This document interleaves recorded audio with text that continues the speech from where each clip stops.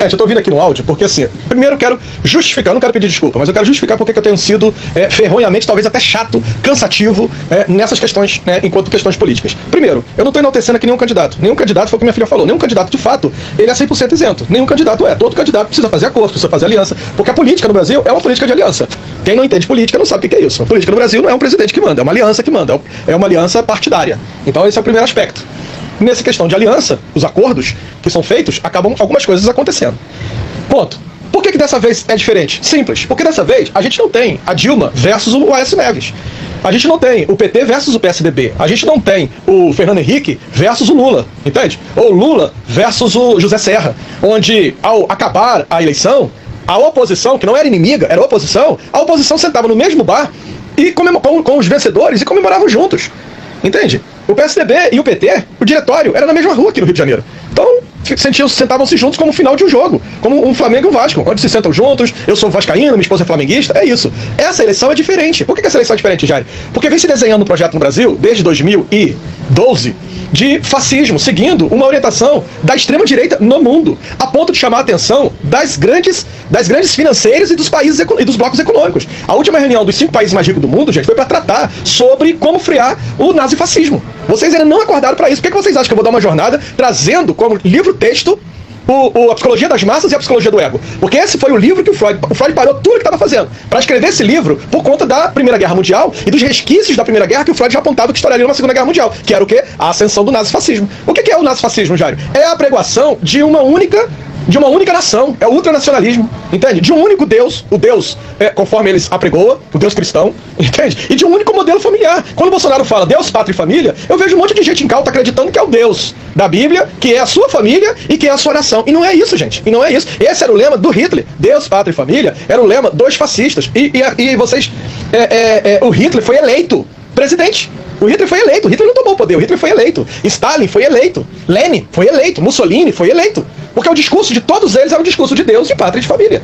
Entende? Quando você tem o FBI investigando por que no Brasil de Bolsonaro, nos últimos 4 anos, eu recebi a ligação. Quando você tem no Brasil o FBI investigando por que nos últimos 4 anos mais de entre 20 a 30 células nazifascistas cresceram no Brasil, é porque tem alguma coisa que precisa ser ouvida.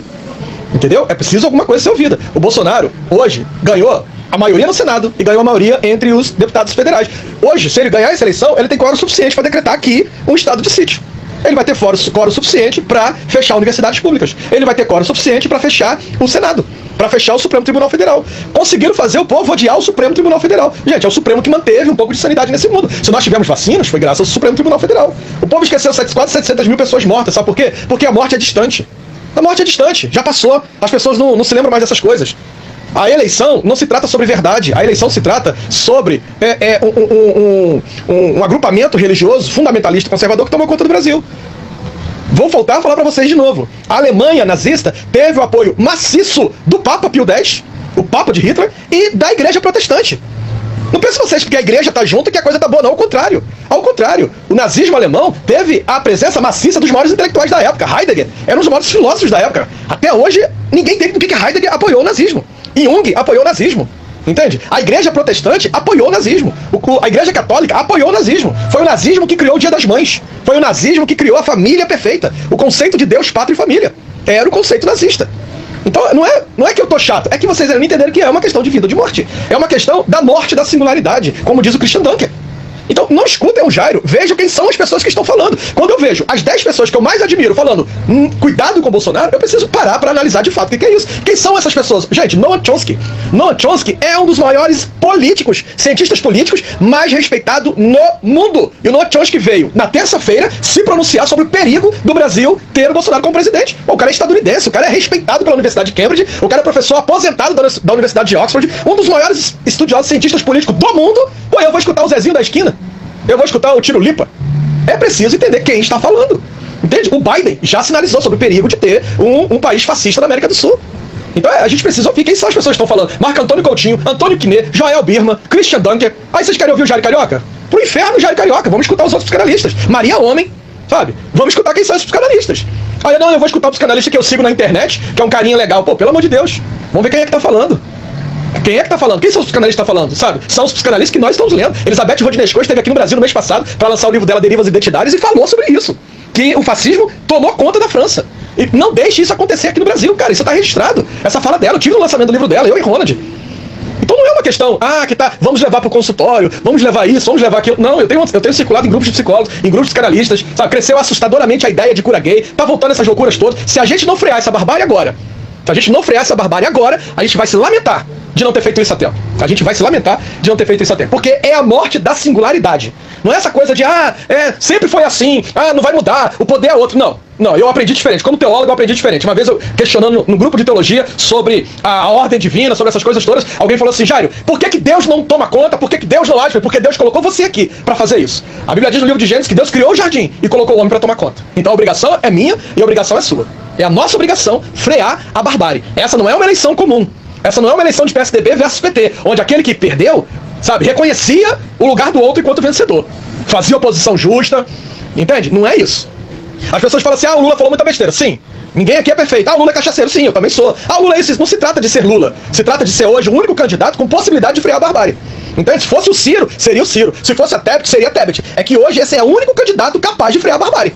Não é que ele é o Lula, não é que ele é o cara, não é que ele é isso, é aquilo, não. É que ele é o único candidato hoje com capacidade de frear a barbárie. Por isso é ele.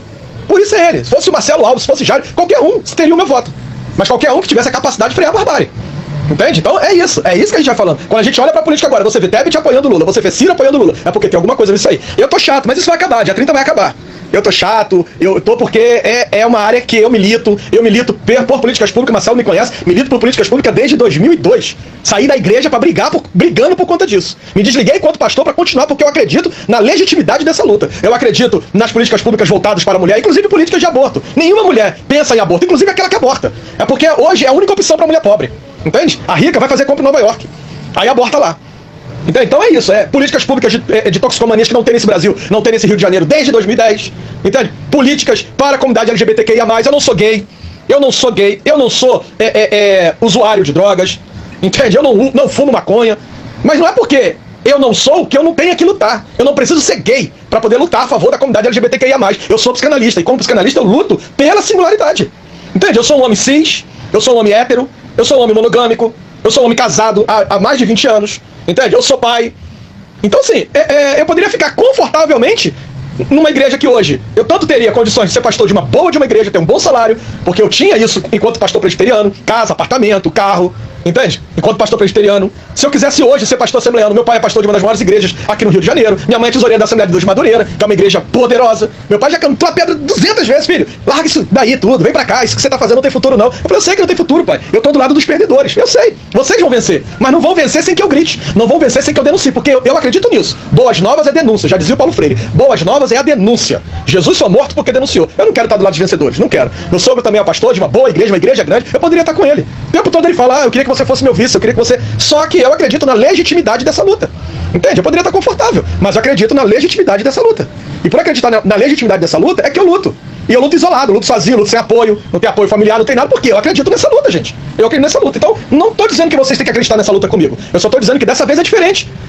Bolsonaro foi eleito no domingo e na terça-feira sequestrou todas as contas das universidades públicas do Brasil. Eu tenho uma filha que estuda numa universidade pública, eu tenho uma sobrinha que estuda em outra universidade pública. Eu estou numa universidade pública e nenhuma delas tem dinheiro depois de outubro. Nenhuma delas tem dinheiro para depois de outubro. Nenhuma. Entende? Para onde vai esse dinheiro? Pro Centrão.